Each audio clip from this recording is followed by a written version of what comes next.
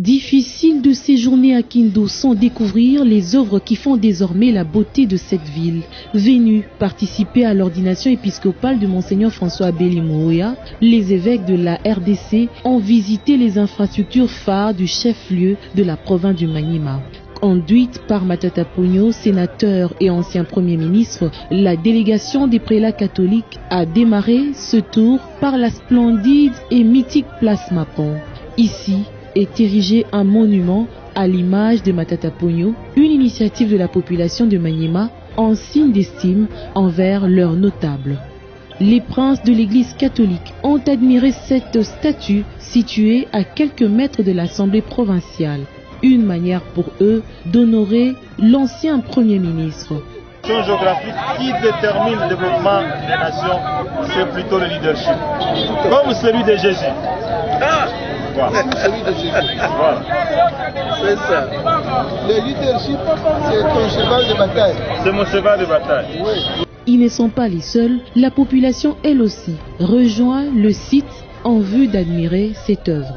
Ce cadre est vraisemblablement aménagé à l'image de la place des évolués de Kinshasa.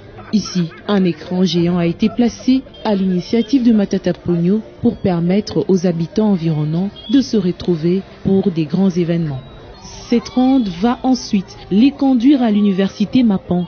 Ces hommes des dieux sont, dès le premier regard, émerveillés par la qualité des infrastructures et le sens d'organisation. Une petite balade s'improvise pour contempler la verdure et la beauté du jardin. Monsieur Matata Ponyo mérite d'être ici parmi les Congolais les plus respectables. Ce qu'il a fait de Kindu, c'est déjà une partie de la République qui est élevée, une population qui se sent lancée et une population qui en avait besoin. Si chaque Congolais qui était élevé à son rang arrivait à faire comme lui, on aurait donc un village où il y aurait plusieurs foyers de feu et qui serait alors éclairé. Leur guide les conduira dans la salle qui accueille les étudiants de première année. La technologie des pointes est mise à la disposition de ces apprenants. Tableau électronique remplace désormais l'usage de la craie.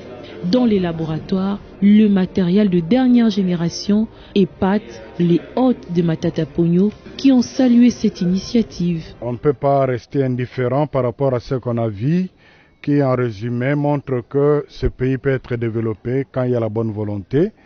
Ils ne peuvent qu'encourager celui qui a, avec ses collaborateurs, qui a mis en place toutes ces infrastructures. Vous savez que la préoccupation de l'Église, c'est le bien-être de la population. Et tout ce qu'on a vu ici, c'est pour servir la population. Quand les évêques prennent des positions sur les questions sociopolitiques, ce n'est pas qu'ils veulent devenir des ministres, des députés, le président de la République. C'est pour amener nos dirigeants à pouvoir servir le peuple de Dieu qui est sous les responsabilités pastorales. Donc c'est un encouragement pour eux, c'est une satisfaction pour eux. Je crois que c'est aussi un exemple à recommander aux autres pour que le pays aille de l'avant. Jusque-là, Kindu était comparé à ma ville natale, Bandundu-ville. Mais aujourd'hui, Kindu a décollé grâce aux convictions et aux efforts et aux abnégations, des sacrifices du ventre d'une personne.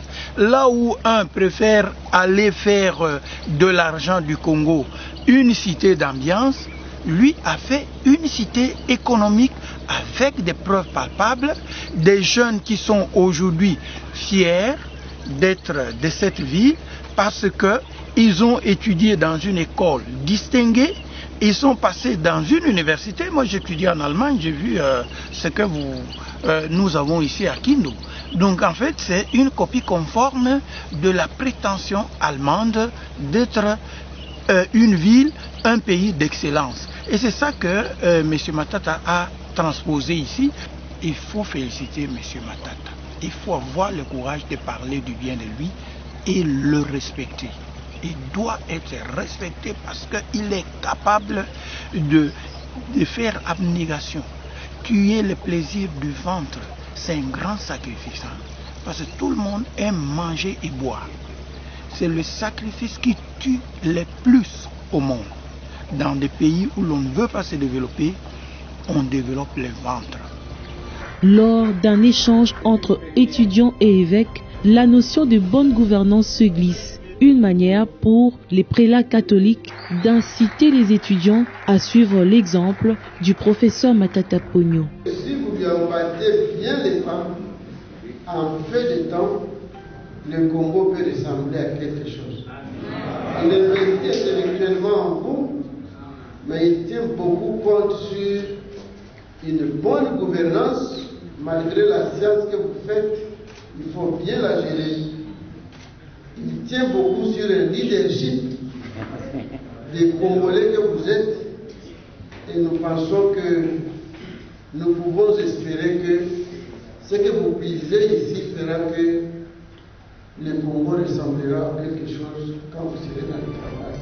Les bâtiments sont maintenus en toute propreté et gardent toujours leur éclat. Les noms des différents donateurs inscrits sur des plaques ont eux aussi attiré l'attention des visiteurs. La cité de Lumbu est complète. Juste avant l'université, une école primaire et secondaire est construite. Elle forme et garantit l'avenir de l'élite congolaise. Des principes d'inscription sont des rigueurs dans ce complexe scolaire. Seuls les élèves ayant plus de 65% peuvent être admis.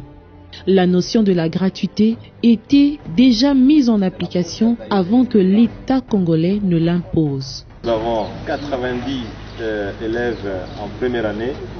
Généralement, nous avons en sixième année à peu près 30 ou 35 maximum. Parce que tout est gratuit ici.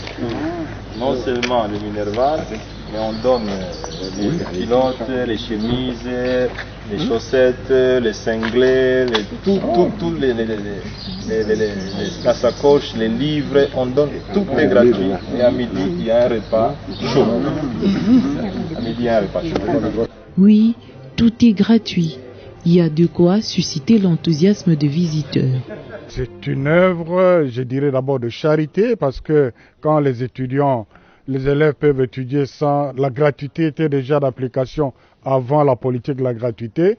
Si les malades peuvent être soignés sans payer quoi que ce soit, je crois que les évêques comme pasteurs se retrouvent en ces pauvres-là.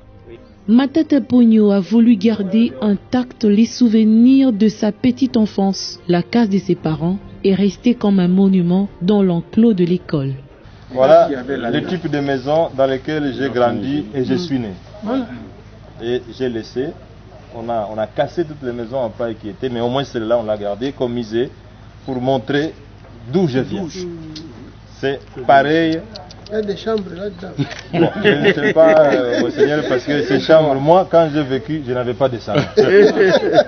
On se mettait dehors, sur les chaises un peu comment vous voyez les chaises longues. Il n'y avait pas de salon. Et là, il n'y a pas de salon. Pas de formation sans une bonne santé.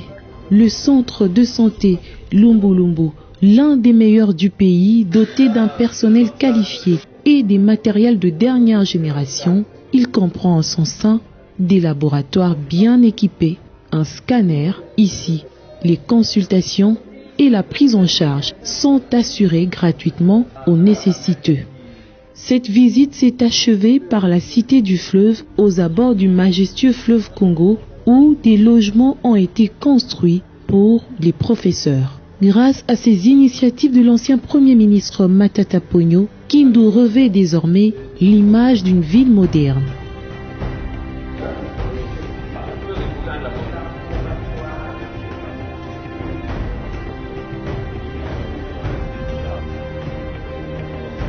Ces réalisations sont à mettre dans l'actif de sa fondation qui a orienté ses actions dans le social pour le bien-être de la population.